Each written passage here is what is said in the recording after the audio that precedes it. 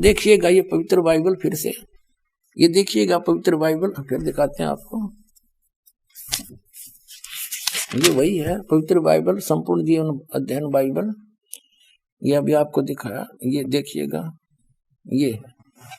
अब इसके हम उत्पत्ति ग्रंथ को पढ़ रहे हैं, यहाँ पढ़ लिया। अब हम यहाँ जाते हैं,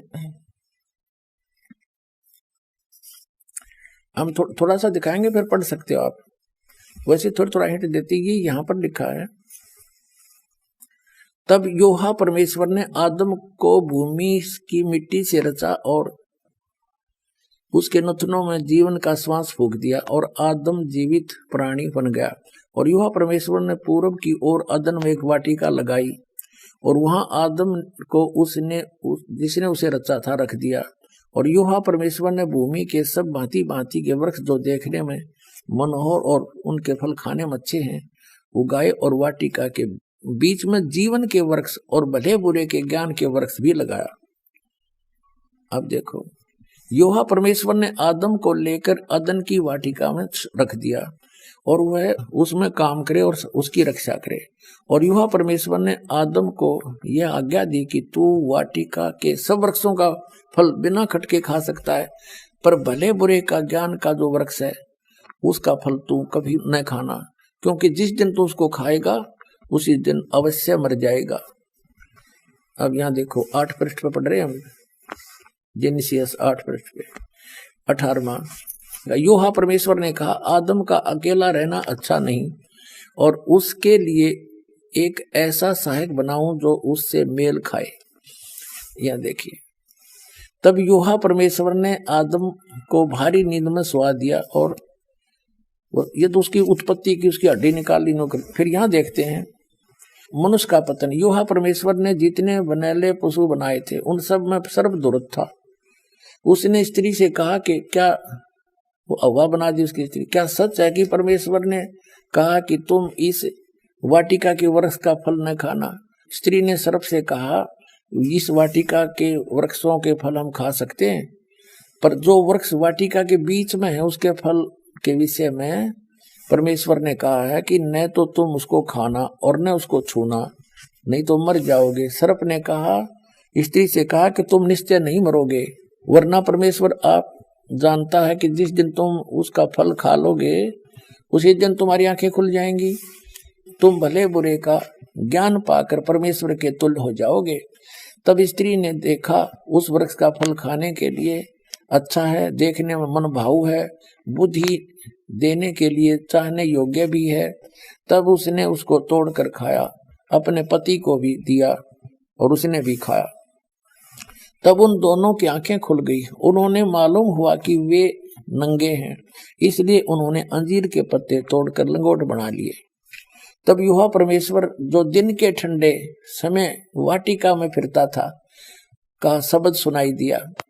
तब आदम और उसकी पत्नी वाटिका के वृक्षों के बीच यहोवा परमेश्वर से छिप गए। तब यहोवा परमेश्वर ने पुकार कर आदम से पूछा, तू कहाँ है? यानी वो भगवान इतना अज्ञानी है कि नहीं पता फिर वो कहाँ छुप रहे हैं। अब और वाटिका में घूमने फिरने लग रहा है। सारे बाइबल के पढ़ने वाले ईसाई यहूदी कहते हैं भगवान तो निराकार है। बताओ अकल है कोई ज्ञान? ये देखो, और इसमें सपट है, घूमे फिरे सारी बात कर रहा है। यहोवा परमेश्वर ने पुकार कर आदम से पूछा, तू कहाँ है? तो उसने कहा, मैं तेरा शब्द बारी में सुनकर डर गया, क्योंकि मैं नंगा था इसलिए छिप गया। अब उसने कहा, किसने तुझे बताया कि तू नंगा है?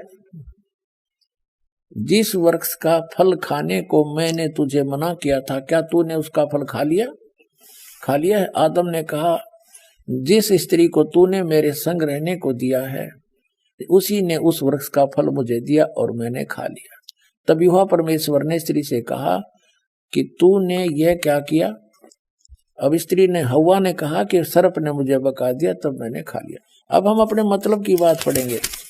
दास ये सिद्ध करना चाहता है कि परमात्मा निराकार नहीं है, वो मनुष्य जैसा है और एक नहीं, अपने अपने सतर के ये प्रभु, जैसे दास ने परिभाषा प्रभु की बताई कि जैसे तहसीलदार अपने सतर का साहब, गॉड खुदा मालिक, और एसडीएम अपने स्तर का, डिप्टी कमिश्नर अपने स्तर का, कमिश्नर अपने स्तर का, राज्य का मंत्री अपने स्तर का साहब है, मुख्यमंत्री भी अपने स्तर का खुदा है, साहब है, उसका मालिक है, प्रभु है, स्वामी है।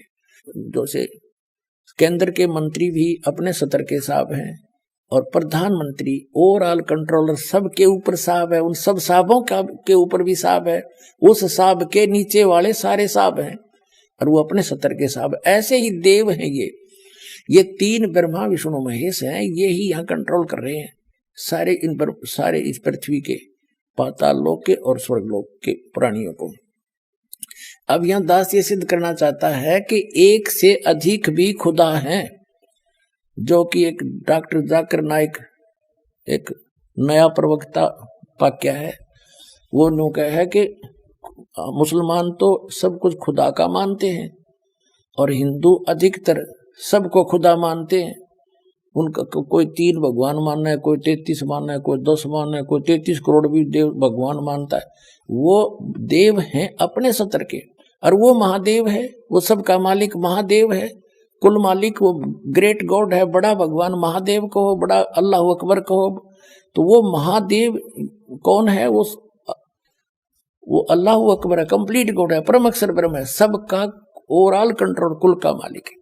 अब वो सिद्ध करना चाहते हैं अनेक भी हैं ये भगवान देव अपने स्तर के खुदा, अन्य भी खुदा हैं और सब उस एक खुदा के वो नौकर हैं, वो फिर भी खुदा है अपने स्तर के। जैसे मंत्री अपने स्तर का, मुख्यमंत्री अपने स्तर का खुदा है, स्वामी है, मालिक है, लेकिन वो कुल के मालिक के सब उसके हैं, वो सबका कंट्रोलर एक है। अब देखो 10 पृष्ठ पर आगे हम उत्पत्ति 3:4 इसका यहां पढ़ रहे हूं। आदम ने अपनी पत्नी का नाम हवा रखा क्योंकि जितने मनुष्य जीवित हैं उन सब की आदि माता हुई। और योहा परमेश्वर ने आदम और उसकी पत्नी के लिए चमड़े के अंगरखे बनाकर उनको पहना दिया। बताओ, अन्यों का निराकार है, वो तो गेल पीछे पीछे फिर उनके साथ साथ।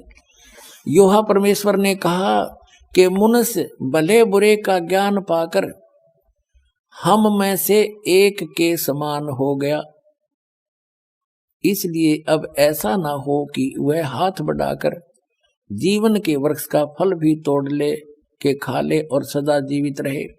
अब इसे सिद्ध हो गया कि जो परमेश्वर है उसने कहा, जो इनका परमेश्वर है ईसाइयों का, यानी जो पवित्र बाइबल का जो आगे ज्ञान दे रहा, क्योंकि ज्ञान तो ये ब्रह्म दे रहा है, सरपुरुष जो कुरान शरीफ का ज्ञान दाता है, और ये उस अल्लाह अकबर के बारे में बता रहा है कि उसने 6 दिन में सृष्टि रची, ऐसे ऐसे कहा सबको, वो तो चला गया।